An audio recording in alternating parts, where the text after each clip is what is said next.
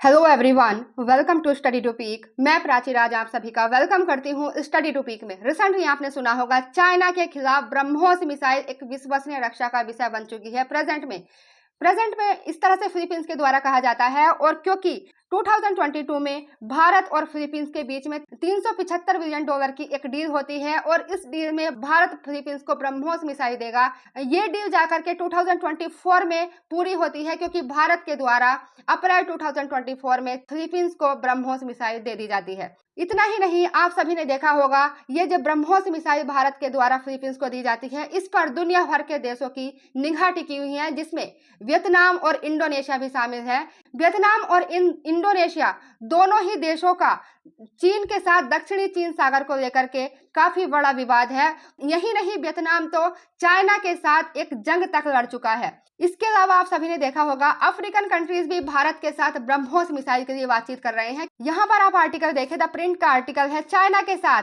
तनाव के बीच फिलीपींस ने ब्रह्मोस मिसाइल को एक विश्वसनीय रक्षा का विषय बताया है। यहाँ पर आप देखें, फिलीपींस और चाइना के साथ जो विवाद चल रहा है, जो तनाव चल रहे हैं, इसको देखते हुए भारत में जो फिलीपींस के राजदूत हैं जोसेफ फ्रांसिस्को कहते हैं ब्रह्मोस मिसाइल दक्षिणी पूर्व एशिया देशों के लिए एक विश्वसनीय रक्षा प्रदान कर रही है और यह भारत की एक बढ़ती क्षमता का संकेत है पूरे वर्ल्ड में। इसीलिए जो अफ्रीकन कंट्रीज है वो भी भारत के साथ बातचीत कर रहे हैं ब्रह्मोस मिसाइल के लिए, क्योंकि इसका वहां दक्षिणी चीन सागर में ब्रह्मोस मिसाइल का काफी अच्छा इम्पैक्ट देखने को मिला है।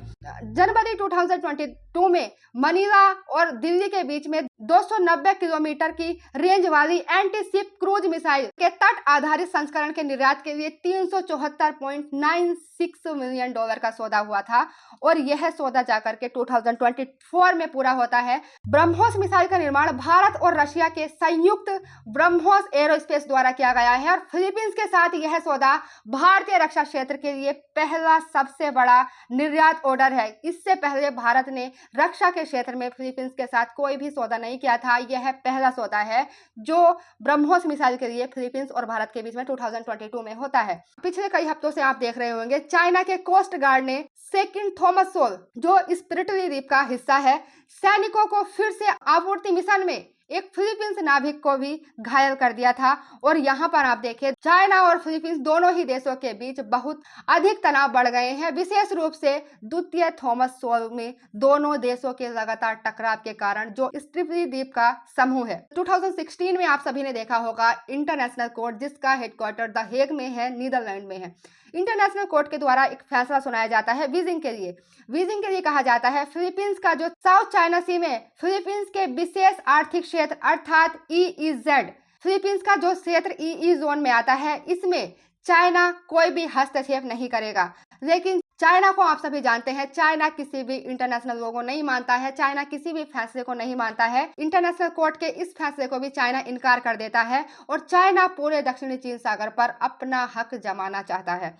अगर भारत की बात की जाए, भारत फिलीपींस के EE जोन के बारे में क्या कहता है, तो भारत फिलीपींस के EE जोन का समर्थन करता है। मार्च 2024 में जब भारत के विदेश मंत्री एस जयशंकर मनीला जाते हैं, अपनी यात्रा के दौरान वे भी फिलीपींस के समर्थन में वहां पर बोलते हैं। फ्रांसिस्को, जो भारत में फिलीपींस के राजदूत हैं, नई दिल्ली और मनीला के बीच में विभिन्न संबंध क्षेत्र, खासकर रक्षा क्षेत्र देखे जाने वाले रणनीतिक सहयोग के आसपास में एकजुट हो रहे हैं, इस तरह से बोलते हैं फ्रांसिस्को। और दोनों ही देश एक उच्च स्तरीय प्रतिनिधिमंडल की बैठक निर्धारित करने की बातचीत कर रहे हैं, ताकि दोनों ही देशों के बीच राजनयिक संबंध स्थापित होने के 75 साल पूरे होने का जश्न मनाया जा सके। 2019 में आप सभी ने देखा होगा भारत के उस टाइम पर जो राष्ट्रपति रामनाथ कोविंद थे, रामनाथ कोविंद फिलीपींस जाते हैं और एक स्थानीय कॉलेज में वहां पर महात्मा गांधी की एक प्रतिमा, एक स्टैचू का अनावरण करते हैं। और यहाँ पर इतना ही नहीं, भारत और फिलीपींस दोनों ही देश एक दूसरे के साथ आर्थिक संबंध को बढ़ावा देने के लिए PTA के लिए भी बात करने के लिए इच्छुक हैं।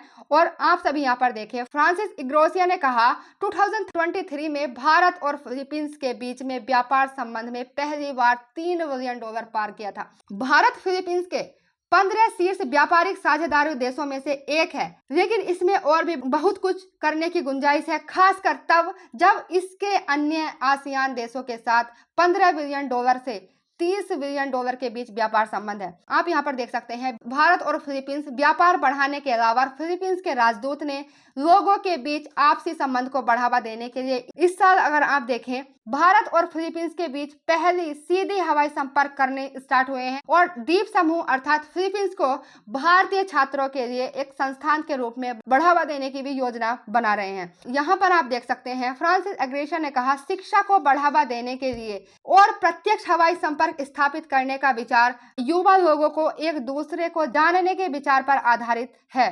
चाइना के खिलाफ ब्रह्मोस मिसाइल एक विश्वसनीय रक्षा का विषय क्यों है? आशा करती हूँ कि आप सभी को समझ में आया होगा। अगर आप सभी का इससे संबंधित कोई डाउट रह जाता है तो आप कमेंट करके बता सकते हैं, मैं उसका रिप्लाई करने की कोशिश करूंगी। आज के लिए इतना ही। Thank you.